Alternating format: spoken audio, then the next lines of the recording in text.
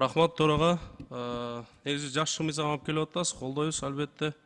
Бирок ошол эле чогуу, эгер ушул жазаларды бир аз катаалдарса, бир ажырашуулардын астына ала билек деген бир ойду айтмакчымын.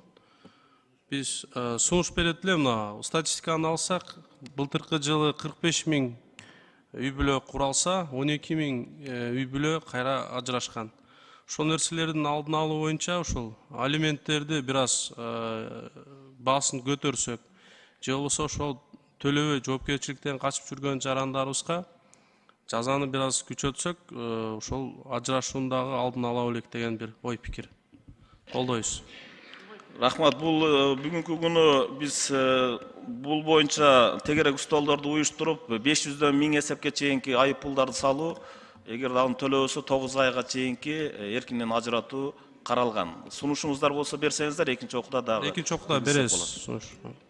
Рахмат.